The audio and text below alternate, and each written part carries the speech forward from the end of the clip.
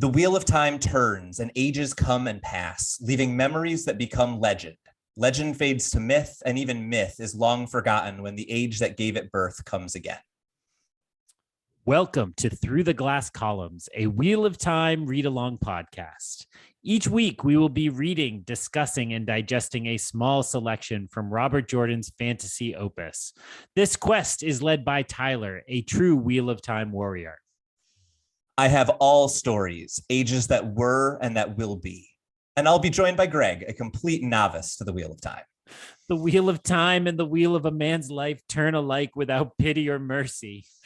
Join us each week as we read the Wheel of Time in our own sweet time, traveling deeper and deeper through the glass columns.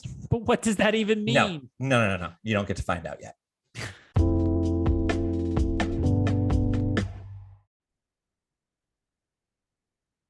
Coming to you live from a cave where two professors are grading papers endlessly, it's Through the Glass Columns, your weekly Wheel of Time read-along podcast, deep into book 2 of Robert Jordan's Wheel of Time saga entitled The Great Hunt.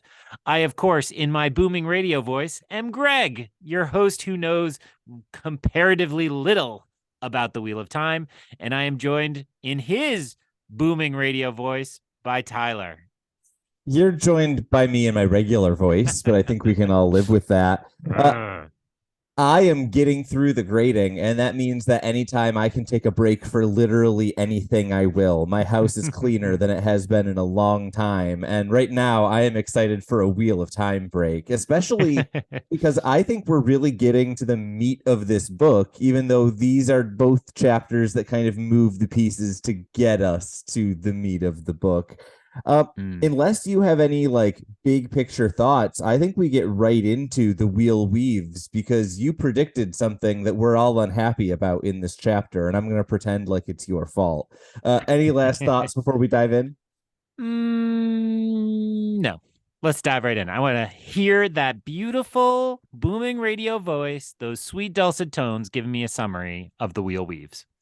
You all just need to know that this is entirely what DMing for Greg is like. Just jokes about dulcet tones for 2.5 hours.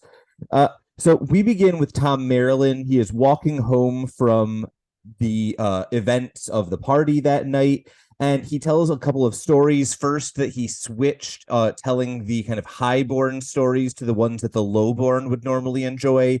He intended it as like an insult or a commentary, but instead all of the nobles loved it and asked him to play much longer than originally intended.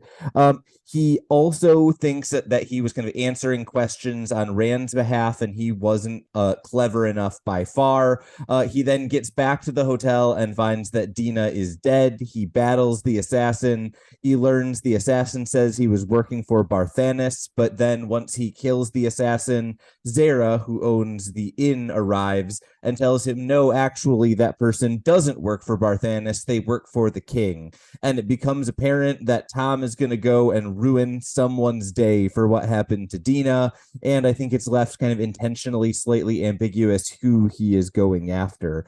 We then get something extremely rare, a Padden Fane POV. So Fane is making his way into the city of Falme. He apparently stole the horse from a dark friend who he then fed to a Trolloc, which is just a very Padden Fane sentence.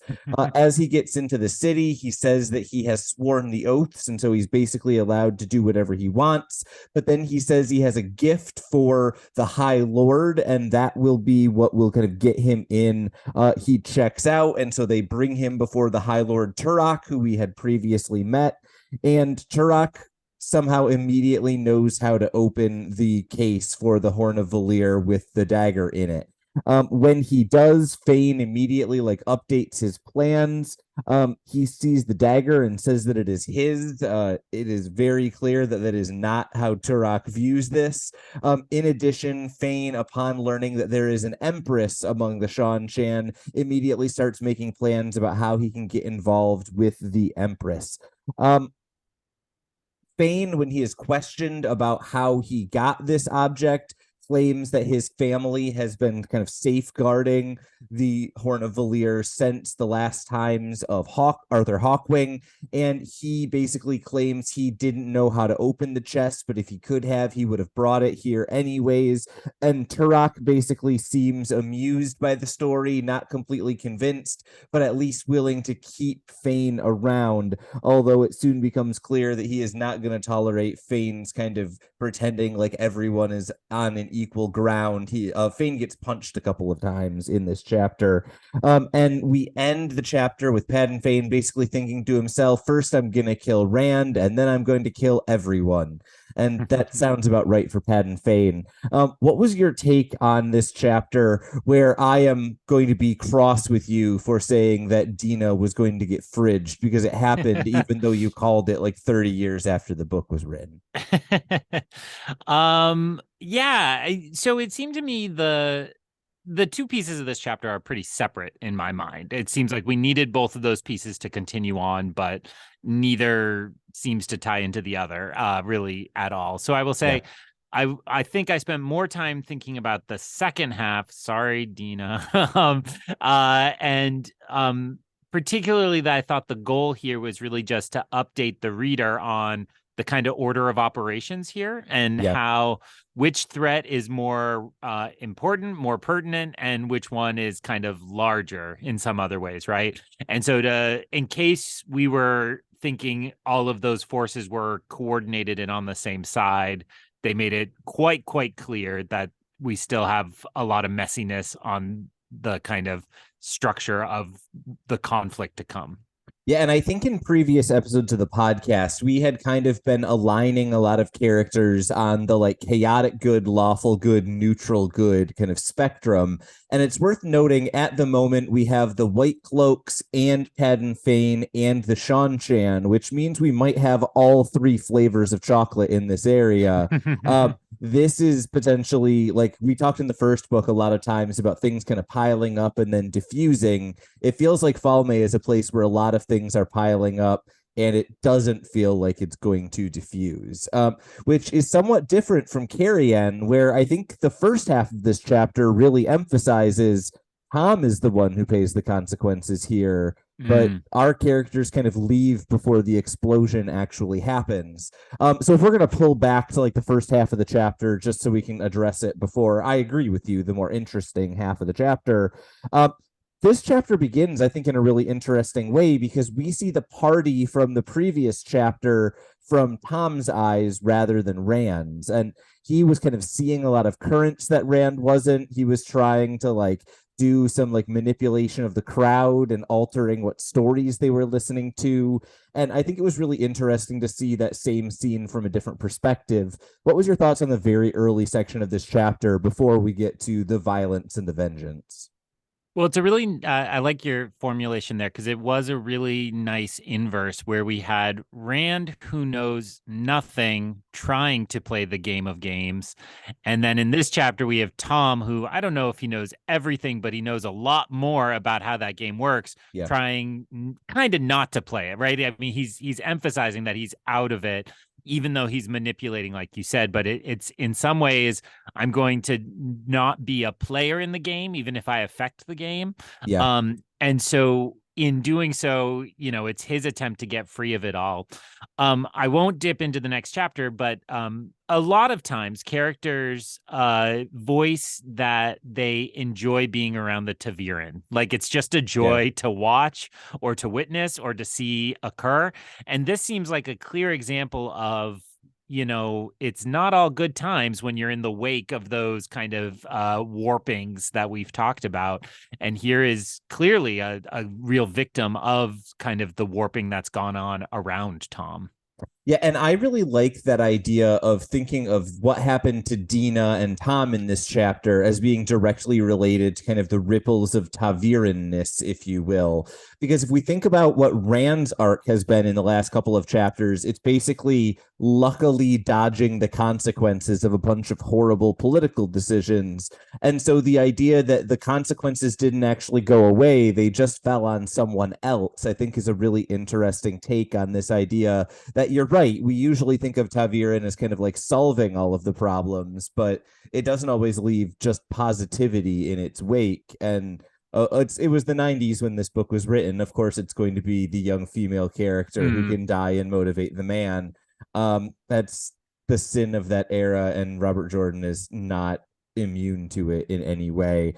It's a particularly like a particularly amorous young woman too. Yeah. It's like all the most cliche parts that, you know, I always think of in video games in particular. There's been a huge pushback against the fridging. I think that's where fridging comes from. And so it's like, yeah. And here we have like the most cliche version of it, and like a really grisly death as is described. And while the kind of fight and standoff in the tenseness is there, it does just feel like a shame that we have yet another man becoming much more interesting and at the expense of the female character. And unfortunately, this is not the last time we are going to be talking about fridgings in this series. So there's that. Yeah, I think this is not especially well executed from the modern view, at least. But it's a decent action sequence. It tells us where Tom is going next in the story. That's what it's here for. I don't really see too much else in this section of the chapter. There's some interesting intrigue around who actually sent the assassin, but that feels pretty wrapped up at the end of the chapter to me. Yeah, I agree with that. I found myself questioning whether this was actually linked to the Dark Friends, and this was, you know, if it was an order or something like that. But then, you know, especially when it seems that we should trust that it was the King's men kind of just wanting to be involved in whatever had happened the night before at the party. This just felt like, oh, okay, let's wrap up Cairn and leave. Really, let's let them keep playing their game by themselves, but we're not going to have any more characters here, I would imagine, for some time. Yeah, I mean, that sounds exactly right. So if all of our characters leave, let's also leave with them. On to Falme, where Padan Fain is doing his scheming, creepy thing that he always does.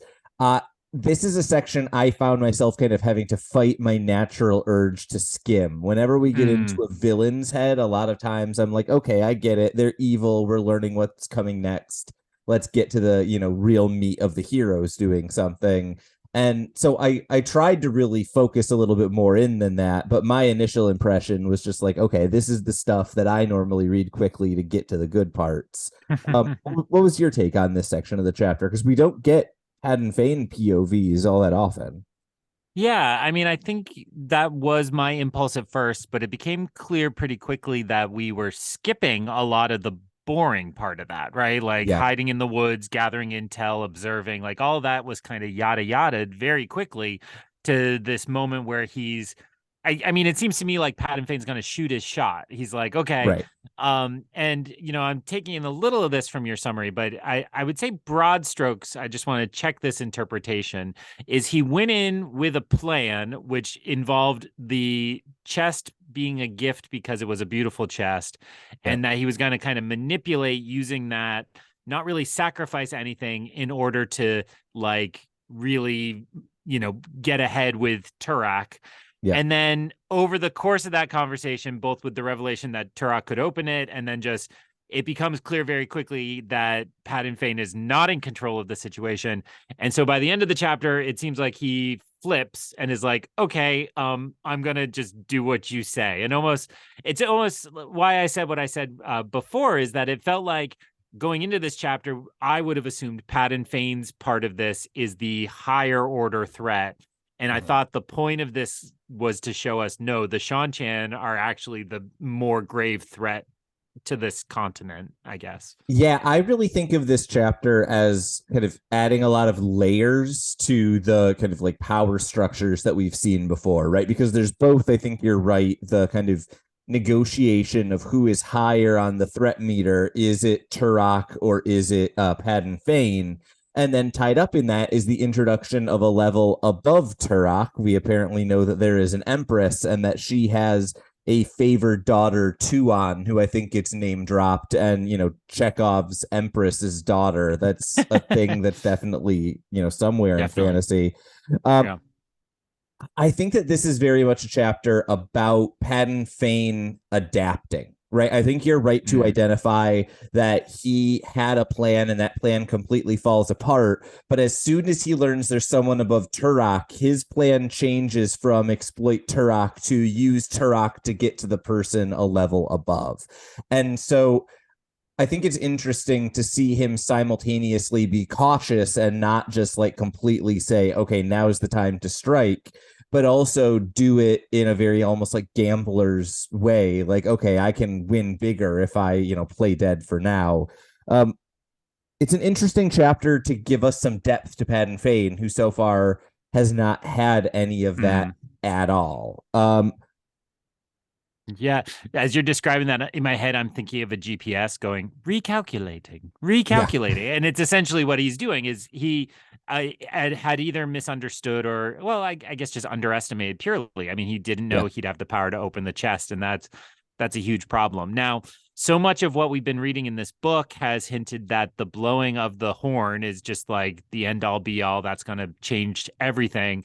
So I thought it was a really smart move on the part of Robert Jordan to then have this character be like, I'm not blowing your stupid horn. Yeah. Like, who cares about any of that? The comp that was in my mind is I liked the Loki show. I think that can be a controversial opinion in some places, but the move early on where they had all the Infinity Stones in a drawer and they're like, oh, these stupid things show up all the time. Yeah. And it was just like, oh, we are in a totally different set of rules. And I thought it was the exact same kind of move here where it's like, yep, everything you've been afraid of happening doesn't even register as a blip on this guy. So he doesn't care about any of this. And that made me more fearful of the Seanchan. And I think the last chapter made me fearful of them. And this just increases that.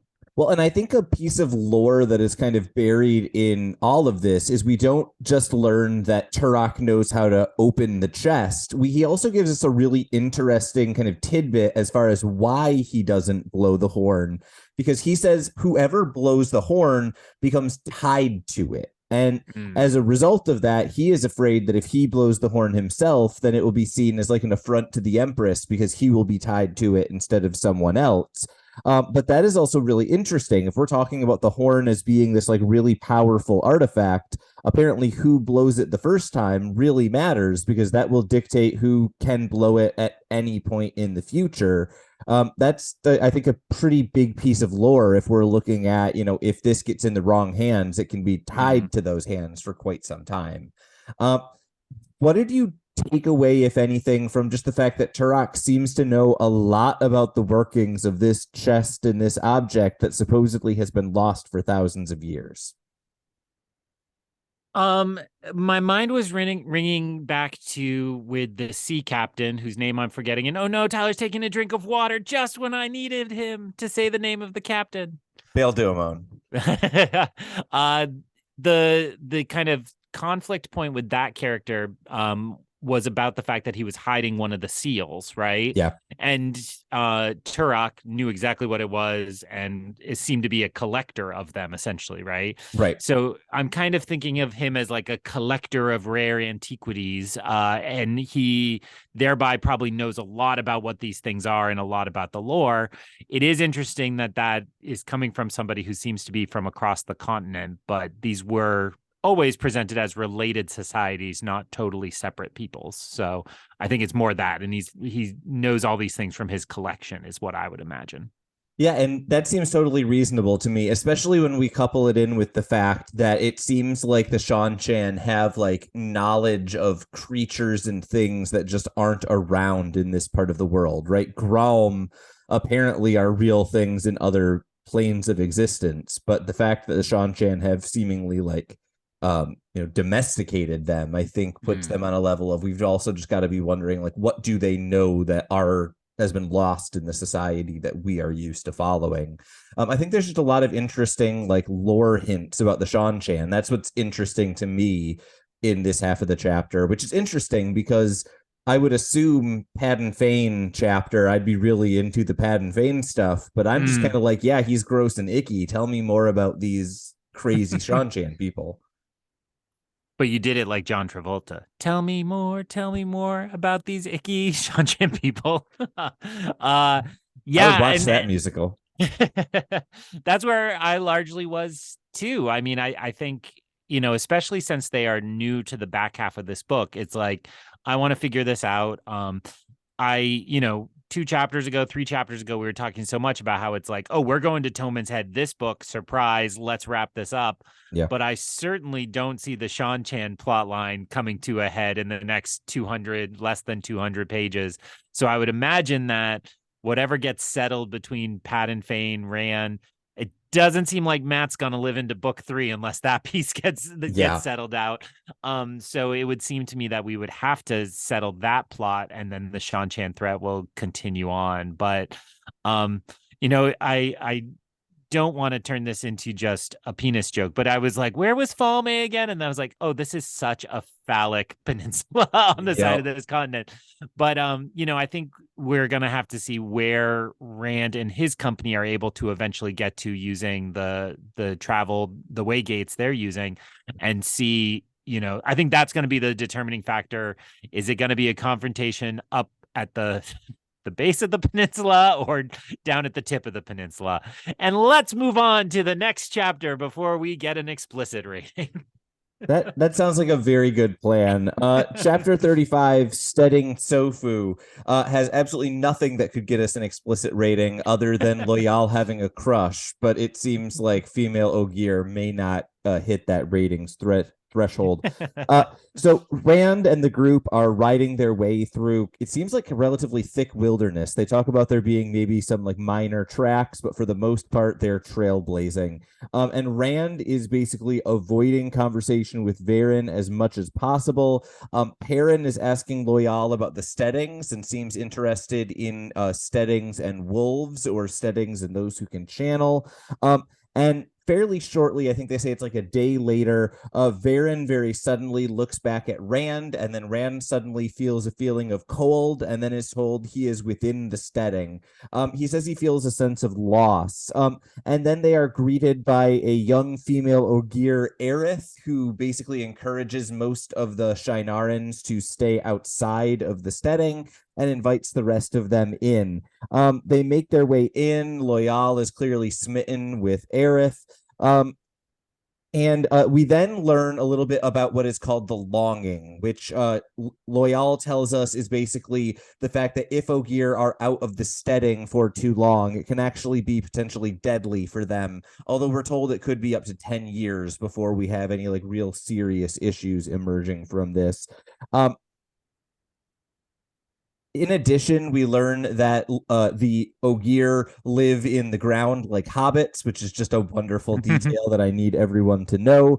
And then we basically get what appears to be potentially the beginning of a fight when 3 Aiel, dressed as Maidens of the Spear, basically get standoffish with Ingtar and the Shinarans. Weapons are drawn, and it's not until Loial and Varen bring up what they call, I think it was like the oath or the promise or something along those lines, and that gets the Aiel to pretty quickly back down.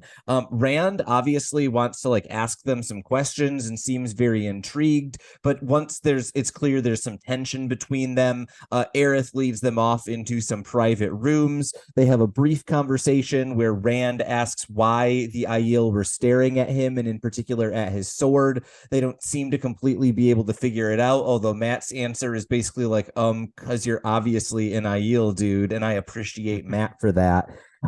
At this point, a parade of Ogier women comes through, all looking to talk to Loial. It feels way too much like probably both of our growing up in a small town. And then we learn that they are all going to see the elders, which Varen has been led off to see. And at that moment, the chapter ends, and we're going to get even more Ogier in the next chapter. This, to me, of the two we read this week, was probably the less interesting to me, right? And it's just because I think I'm more interested in digging into Seanchan culture than I am Ogier culture, and we kind of skirt around the Aiel, which is the thing that would have really latched me on to this chapter. Is that your impression as well, or were you more excited than my kind of longtime reader to get into some hints of the Ogier and where Loial is coming from? No, I would say that largely sums up where I was. My notes for this are far shorter than that summary you just gave. That there was a lot. I saw a lot of those details you mentioned, but I think I was more in skimming here at this point, which I could fault myself for, but I don't think it's, where I think it comes from maybe is that the Ogier feel like an old civilization on its way out. Yeah. And the Seanchan feel like an ascendant civilization that is going to be hugely, impactful on what's to come. And so while I like Loial a lot, and I like seeing where he's from and his people, it just feels it's almost like the Ents in Lord of the Rings. It's like, yep, Yeah. this is a cool thing. I'm glad they exist, but like they're not gonna be part of the end game. They'll just sit at Isengard for the climactic battle to save everyone. I mean, that sounds like a lot of things in Lord of the Rings, right? It's like, okay, let's bring the Eagles that haven't been around for the entire rest of the series for some reason. And that's one thing that I actually really appreciate about Robert Jordan is he is handing us 87 different cultures early on in this series. There is nothing that's going to show up in the third book, and we're wondering where it was earlier on. But yeah, in the early section of this book, we learn that it's dangerous for Ogier to stay out of the steading for too long, and that Loial has a crush. And that is the entirety of the important notes I have for maybe 5-6 pages. I'm just not as excited about Ogier culture, all told. I do want to use this, though, as just a quick opportunity to talk about Robert Jordan and romance plots, because I think he does a very good job of executing them in a lot of places. But I also think his go-to is like, here are two people. They clearly like each other. Some romance stuff will happen at some point. And that's like kind of the entirety of his courtship process. So Loial and Aerith basically engaged in Robert Jordan land, as far as I can tell. Do you think this works as a method? Is basically like, here's some characters, clearly they have an attraction to each other. We'll come back to it later. Is that enough to get you invested, I guess is what I'm asking? I would say no. I read more like comedy to me. Yeah. That it's like, isn't it silly that they just basically see each other, and then it sounded like the women just kind of say dibs and the men follow suit. And so it certainly wasn't there. It has a little bit, I don't know. I'm thinking of Milhouse's parents on The Simpsons. The old joke that they both just look like Milhouse, and if you're like, wait, why did they look identical? And so my wife and I have a thing when we meet new couples, we always look for who's a Milhouse's parents, where you're like, wait, you could be siblings, but and I think there's a little of that. It's like, oh, like we met a female version of you. You must be together. There's also I really like in when Family Guy did a Star Wars parody, they got to Return of the Jedi, and Han Solo sees Mon Mothma and he says, "Holy crap, there's another woman in the galaxy." And Princess Leia, Lois, goes, "I don't like her." And I don't know. It has a little bit of that too, where it's like, oh, there's more Ogiers. Good, here's your mate. And in true my grandma fashion, in pure old town or small town old ladies, it's like we have to pair you off as soon as we can, and you don't get a choice in it. And that's just kind of doesn't lead to deep emotional investment. I just assume it'll come to pass. Yeah. Loial with a stream of like middle-aged women coming to check him out and see if he's a good fit for their daughter reminded me just so hard of so many like family events where everyone had to check in with the nosy aunt about your new relationship. It relate. I can solidly relate. I think that brings us to what I think of as kind of a missed opportunity, but obviously intentionally so by Robert Jordan.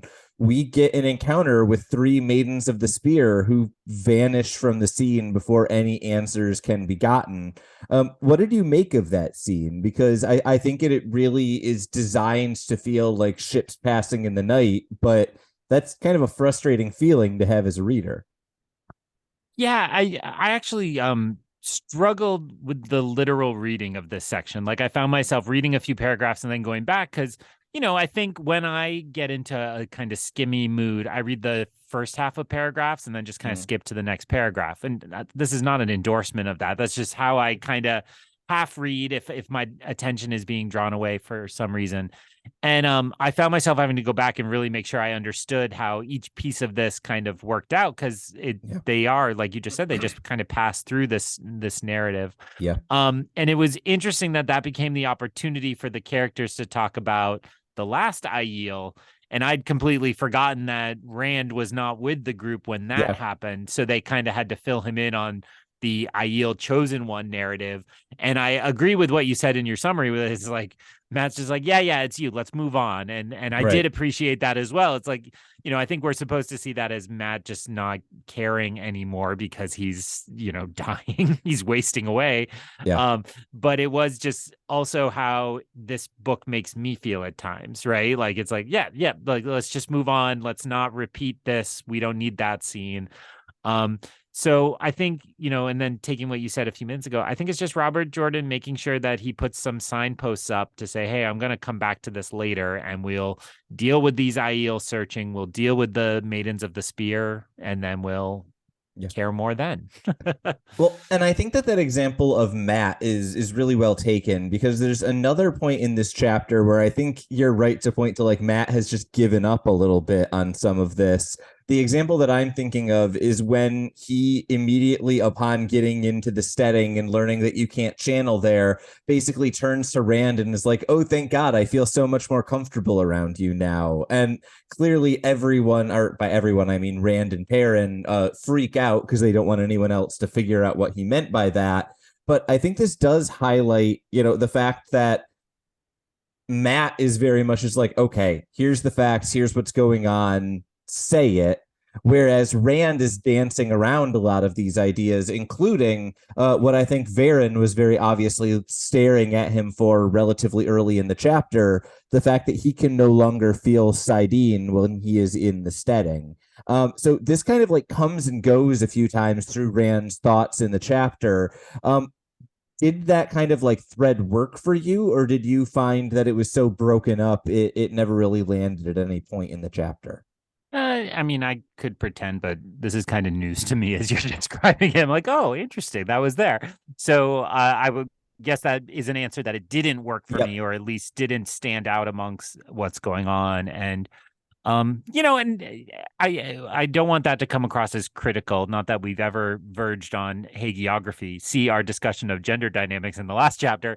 But I do think that is often the way my mind works in fantasy, is it takes like 10 mentions of a plot over 800 pages. And then I'm like, now I'm invested, or something like that. So I suspect that's probably where my mind will end up catching up with that thread. Yeah. And honestly, I think that's a very good place to be, as we're kind of in, I think we, in the last episode, talked about this being as like kind of the transition point between Act 2 and Act 3. And as you're saying, I think it feels like the time to like highlight all of the dangling threads that probably won't get addressed in this book, but just need enough of a nudge to get you thinking about them going forward. The only other thing I have in this chapter is the Aiel are disgusted that Rand has a sword. It's just a fun little world building detail. Say anything you want to about that, but that's what I've got for this chapter. I think it was part of your summary, but I was surprised that Ingtar was the one not being cool. Right? Like, just in terms of character beats, I'm like, oh, he's mostly felt in control, and it felt like he was very quickly out of control. But I assume we're supposed to interpret that as his old prejudices from life on the frontier, essentially. Exactly. And we've seen in a previous section when they met Urian, I think his name was, that Uno and Massima both had like very strong disdain for the Aiel because they fought in the Aiel War, presumably, I guess, 18 years ago, because that's how old Rand is. So I think that there's probably some of that going on. But yeah, I think you're right to say he's the one who has kind of held his temper in those situations in the past. And so he must be on edge, or something must be different about him to get that strong of a reaction. And that's kind of where I want my characters at this point, right? I want to know who they are, but still be a little bit surprised by the extremity of their reactions. And then it's time to put them in some real boiling water for the end of the book. But in terms of these two chapters, the chess pieces are now in an interesting place instead of a boring place, but we moved some pieces around. That's what I got in this past week. So I guess where I want to leave you is with the question. What do you think? How do you think about where we are at this point? Does it feel like it is slowing down and you're losing momentum, or does it feel like you are getting all of the hints you need to kind of carry you into that final section of the book? From a repeat reader's perspective, it feels like we've had maybe a slow couple of weeks, but perhaps that's just because I kind of know when the start line is, and so I notice the slowdown a little bit more. What's your perspective on kind of where we're at this point in the book? Yeah, I would say it does feel like a little bit of a slowdown, but I mean, we referred last episode to how I was like, this is the point where I would just stay up late. I actually just did this with a different book to this afternoon. I was like, you know what? I'm just going to sit here and finish the last 100 pages because this is good and I just want to see where it's going. And so it feels very much still like if I were reading under normal circumstances, I think this kind of dip in pace wouldn't have even been more than like a blip. You just kind of cruise through, and these are shorter chapters and kind of moving chapters. So I think, there's probably a little lag here in terms of the pace, but I don't find it discouraging at all. As we're wrapping up, I just wanted to give a quick shout out. We got a nice piece of fan perspective from a fan who sent a message to our Instagram account, did not get a reply, and then sent me a personal message saying like, hey, how come nobody's responding to the other account? And it would in fact be me who should be responding to the other account. So I just want to throw a quick shout out to Kyle Scully, an internet friend of mine, somebody I've never met in person, but have known in my days on Twitter, and then in my reclusion to Instagram, we'll pretend that's a word, that I have managed to still keep in touch with. But he pointed out, and this is relevant to this moment, how when we met the Aiel before, the Aiel Urian used a lot of dance metaphors, right? For their fighting style and how they want to do it. And what Kyle pointed out, which I thought was really astute and I had completely forgotten about, is way back when Lan was training Rand at the opening of the book, a lot of the metaphors they were using were about dancing and same kind of thing. So I think Kyle rightfully pointed out it's not exactly the same, but it's like, variations on the same theme, which, in my mind, I could attribute to the author having only one kind of interesting way to describe things. But I also think there could be something there. So I thought that was a really good insight. And this is also my personal pledge to listeners that I will start more actively checking those accounts. I confessed to Tyler earlier this week. I'm like, our socials are not where they should be. I need to work on them a little bit more. So especially as we head into May, June, July, if you're listening to these as they come out, please reach out if you have an insight, if you want to share something. We'd always love to hear from you. Tyler and I were looking over numbers too. I don't know why I took care of it. Tyler looked over numbers and informed me of them. And we are really impressed with how many of you are out there and how many of you are actively listening to us. This was a labor of love. We started to like hang out and talk to 2 or 3 friends, and it's certainly become a lot more than that. And we're pleased by that, and know that at a minimum, you deserve more of a community than we're giving. So we appreciate you. We thank you for listening, and vow the unbreakable oath that we will try to foster more of that community. But I will end this rant by saying, look for us on Instagram at Through the Glass Columns. You'll find us on the everything that is in the end banner of the show is true. But certainly reach out to me personally. You can find me on my Instagram account at IonCanon, EYEONCANON, which I think is in the outro. But please, if there's something urgent that you want to get into the next week's show, hit me there, and I'll be sure to see it. But we'll work better on that, and we'll keep building this. So Tyler, tell that wonderful community in your booming radio voice what's coming up next week. I'm sorry, booming radio voice will slay me every time now. Next week, we've actually got what I think is, we overused the metaphor of the roller coaster in the last season, but I'm going to use it one time. I think we've got the last kind of clunk on that roller coaster going up the hill next week. So chapter 36, Among the Elders, and chapter 37, What Might Be. And what might be is a pretty good chapter next week through the glass columns. So ends another episode of Through the Glass Columns. We thank you for joining us and continuing with us on our quest to cover all of the Wheel of Time in our own sweet time. This podcast features original content developed by Tyler Orm and Greg Cass and is not in any way affiliated with, associated with, or condoned by the Robert Jordan Estate, Tor Fantasy, or Amazon. All content is intended for entertainment and educational purposes only. If you're enjoying this podcast, please seek out the books from your local bookshop or library and join us as we continue our journey. If you'd like to contact us to share your thoughts or give feedback, you can email us at throughtheglasscolumns@gmail.com or find us on Instagram and Twitter by searching Through the Glass Columns. Thank you once again for being part of this community. If you're enjoying the show, please subscribe to the show, leave us a review wherever you're listening, and recommend this show on your social media to help us grow our community. We look forward to welcoming you back next time through the Glass Columns.